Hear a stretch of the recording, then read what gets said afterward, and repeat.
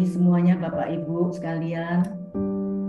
Pagi ini saya akan sharing sedikit tentang hal meminta. Hal meminta ya temanya ya. Kita baca dari Yohanes 15 ayat yang ke-7.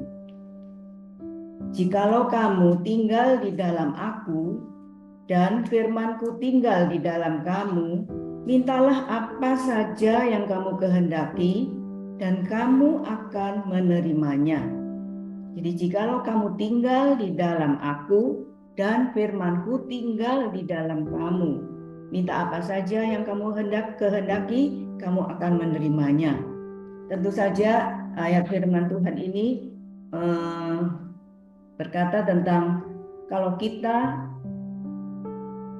tinggal di dalam Tuhan dan firman Tuhan ada di dalam hati kita, maka kalau kita taat dan kita setia kepada perintah-perintah Tuhan, kepada firman Tuhan, pasti kita akan mengetahui mana yang baik dan mana yang tidak baik, mana yang Tuhan kehendaki dan mana yang Tuhan tidak kehendaki. Jadi kita bisa minta sesuai dengan firman Tuhan, bukan yang bertentangan dengan firman Tuhan.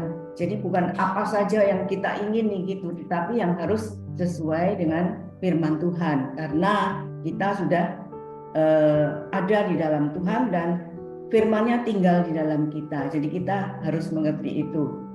Jadi saya pikir pagi hari ini kita boleh minta, tetapi yang terpenting ada 3 hal, yaitu kita minta hikmat dari Tuhan. Yang pertama, kita minta hikmat dari Tuhan. Karena hikmat itu sangat penting ya di dalam kehidupan kita, dalam menjalani kehidupan kita saat-saat ini. Di dalam Yakobus 1 ayat yang ke-5 dikatakan, tetapi apabila di antara kamu ada yang kekurangan hikmat, hendaklah ia memintakannya kepada Allah yang memberikan kepada semua orang dengan murah hati dan dengan tidak membangkit-bangkit.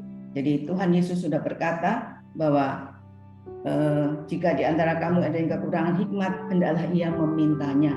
Jadi kita sungguh perlu meminta hikmat daripada Tuhan untuk menjalani kehidupan kita yang makin hari makin sulit ini.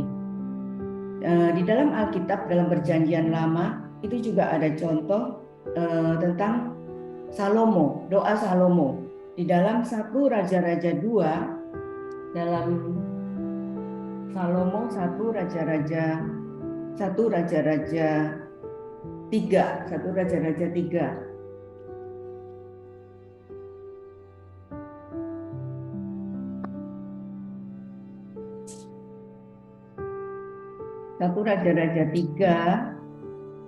ayat yang ke-5, di situ dikatakan di Gibeon Tuhan menampakkan diri kepada Salomo dalam mimpi pada waktu malam. Berfirmanlah Allah, mintalah apa yang hendak kuberikan kepadamu. Jadi Tuhan berkata kepada Salomo, kamu mau minta apa? Gitu. Tetapi Salomo ini sungguh sangat rendah hati. Dia berkata kepada Tuhan bahwa dia tidak minta apa-apa. Dia merasa dia masih muda. Dia harus memimpin bangsa yang besar. Jadi di dalam ayat yang ke-9 dikatakan, maka berikanlah kepada hamba-Mu ini hati yang paham menimbang perkara untuk menghakimi umat-Mu dengan dapat membedakan antara yang baik dan yang jahat. Sebab siapakah yang sanggup menghakimi umat-Mu yang sangat besar ini? Jadi Salomo tidak meminta kekayaan, tidak minta kemuliaan, tidak minta yang macam-macam, tetapi dia cuma minta hikmat daripada Tuhan untuk dapat memimpin bangsa yang besar ini, untuk dapat membedakan mana yang baik dan mana yang tidak baik. Dan Tuhan sungguh sangat terharu mendengar doa Salomo itu, mendengar permintaan dari Salomo itu, karena Salomo tidak meminta hal-hal yang duniawi ya, tetapi Salomo sungguh-sungguh meminta hikmat yang dari Tuhan. Maka di dalam ayat yang ke-12, maka sesungguhnya aku melakukan sesuai dengan permintaanmu itu. Sesungguhnya aku memberikan kepadamu hati yang penuh hikmat dan pengertian, sehingga sebelum engkau tidak ada seorang pun seperti engkau, dan sesudah engkau tak akan bangkit seorang pun seperti engkau. Ayat yang ke-13, dan juga apa yang tidak kau minta, aku berikan kepadamu, baik kekayaan maupun kemuliaan, sehingga sepanjang umurmu tak akan ada seorang pun seperti engkau di antara raja-raja. Ini sungguh luar biasa ya, karena Salomo sungguh merendahkan hati di hadapan Tuhan. Dia merasa tidak bisa berbuat apa-apa karena dia masih muda, dan dia angkat menjadi pengganti Daud. Sehingga ketika Tuhan bertanya, kamu mau minta apa? Salomo cuma menjawab, dia minta kebijaksanaan dari Tuhan, minta hikmat yang dari Tuhan, sehingga Tuhan sungguh-sungguh sangat terharu hatinya dan tergerak hatinya, sehingga Tuhan memberikan lebih dari apa yang dia minta, sehingga dia memberikan kekayaan maupun kemuliaan, sehingga sepanjang umur itu tidak akan ada raja seperti Salomo ini. Ini sungguh suatu contoh yang sungguh baik ya, luar biasa ya buat kita semua ya. Itu yang pertama, kita perlu minta hikmat ya.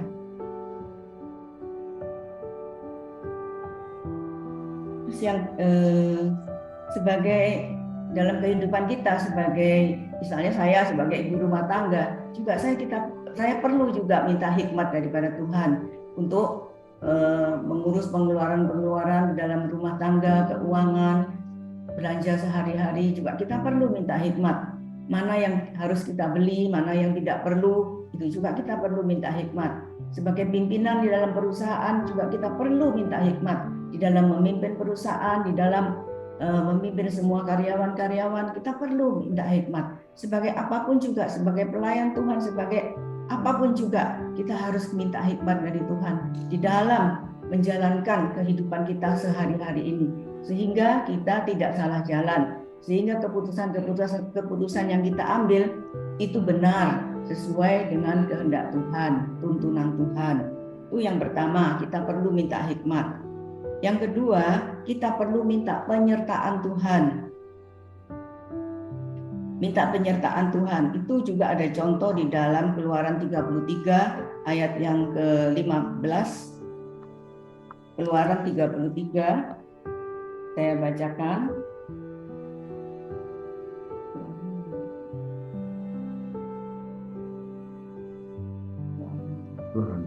Keluaran 33.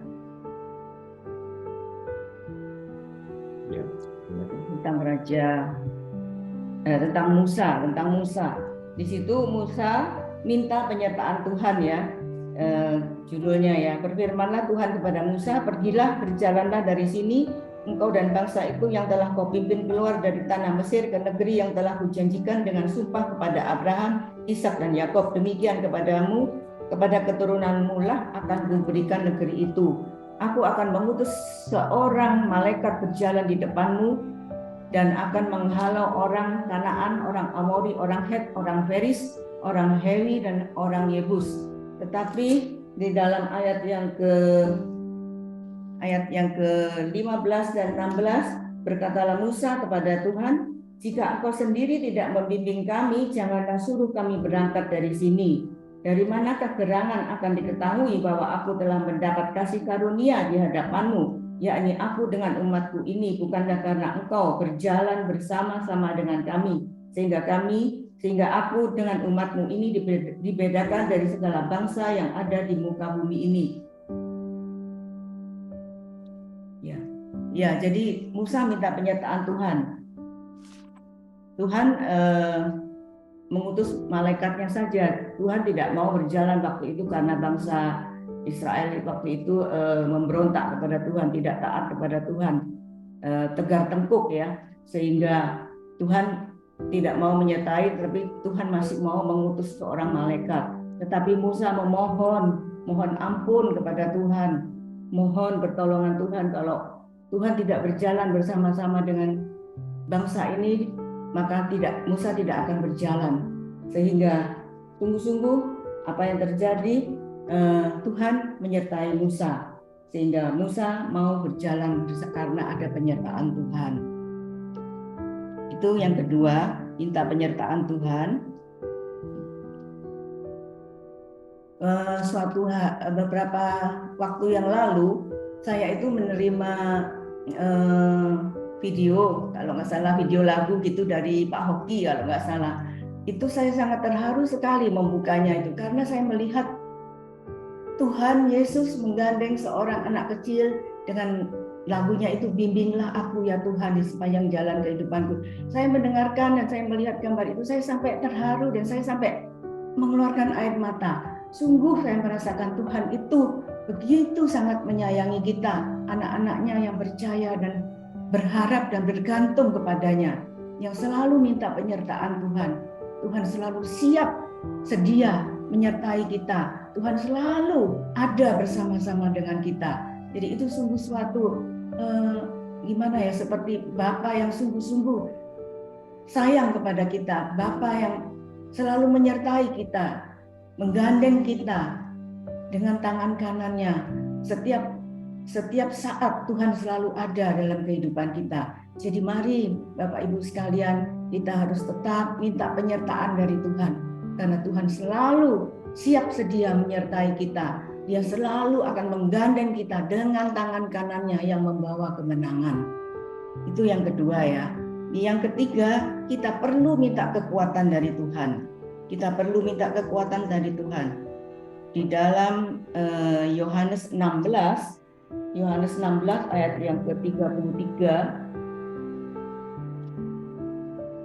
Yohanes 16 ayat yang ke-33 dikatakan, semuanya ini kukatakan kepadamu supaya kamu beroleh damai sejahtera dalam aku.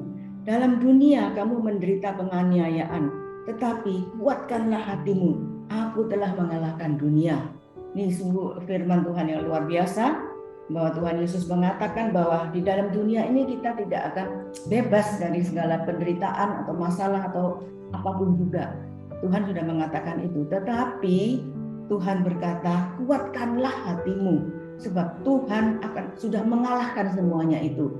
Jadi kita sungguh-sungguh berpegang kepada firman Tuhan, bahwa Tuhan selalu memberi kekuatan kepada kita, dan karena Dia sudah mengalahkan segala hal-hal yang tidak baik di dalam dunia ini, asal kita sungguh-sungguh percaya, asal kita sungguh-sungguh bersandar kepadanya ya. Ada contoh juga di dalam 1 Samuel 30 ayat yang ke-6 tentang Daud ya. Tentang Daud, 1 Samuel 30 ayat yang ke-6 tentang Daud, semua pada tahu ya. Ini ceritanya tentang Daud yang kembali ke kota Siklak, dan dia melihat bahwa kota Siklak itu terbakar dan semua orang-orang ditawan oleh gerombolan orang Amalek, sehingga semua istri-istri juga ditahan, termasuk istri Daud juga ditahan, sehingga saat itu Daud menangis beserta rakyat yang bersama-sama dengan dia, itu dengan nyaring sampai mereka tidak kuat lagi menangis. Dalam ayat 4 itu dikatakan, lalu menangislah Daud dan rakyat yang bersama-sama dengan dia itu dengan nyaring sampai mereka tidak kuat lagi menangis. Juga kedua istri Daud ditawan, yakni Ahinoam perempuan Yisrael dan Abigail bekas istri Nabal orang Karmel itu. Sungguh-sungguh Daud merasa sangat terjepit waktu itu karena rakyat hendak melempari dia dengan batu. Tetapi Daud sungguh-sungguh menguatkan hatinya, menguatkan kepercayaannya kepada Tuhan. Jadi sungguh-sungguh itu menjadi kekuatan buat Daud, sehingga Daud bisa tetap kuat karena Daud ingat kepada Tuhan, Daud percaya kepada Tuhan, Daud minta kekuatan yang luar biasa dari Tuhan, dan Tuhan memberikan kekuatan dan Tuhan memberikan pertolongannya, sehingga setelah itu Daud bisa mengalahkan semua gerombolan-gerombolan orang-orang itu, dan istri-istrinya bisa dibawa kembali pulang ke tempatnya. Ini sungguh luar biasa. Jadi mari kita dalam menghadapi masalah-masalah dalam kehidupan ini yang sungguh, apalagi saat ini banyak sekali masalah, banyak kesulitan ekonomi, kesulitan apapun di dalam keluarga apapun, kita minta kekuatan dari Tuhan. Ayat yang terakhir kita baca Yesaya 40 29 sampai 31. Yesaya 40 ayat 29 sampai 31. Yesaya Yesaya 40 ayat 29. Oke, Yesaya 40 ayat 29 sampai ayat 31. Dia memberi kekuatan kepada yang lelah dan menambah semangat kepada yang tiada berdaya. Orang-orang muda menjadi lelah dan lesu dan teruna-teruna jatuh tersandung. Tetapi orang-orang yang menanti-nantikan Tuhan mendapat kekuatan baru. Mereka seumpama Raja Wali yang naik terbang dengan kekuatan sayapnya. Mereka berlari dan tidak menjadi lesu. Mereka berjalan dan tidak menjadi lelah. Ya, inilah ayat firman Tuhan yang terakhir yang memberi kekuatan kepada kita bahwa kita sungguh-sungguh harus menanti-nantikan Tuhan terus, sehingga kita akan kuat seperti burung Raja Wali dalam menghadapi badai, menghadapi masalah dalam kehidupan kita. Kita terus percaya Tuhan memberi kekuatan. Jadi ada 3, pertama kita minta hikmat dari Tuhan, yang kedua kita minta penyertaan dari Tuhan, dan yang ketiga minta kekuatan dari Tuhan. Kiranya renungan singkat ini boleh menjadi berkat buat kita semua. Tuhan memberkati.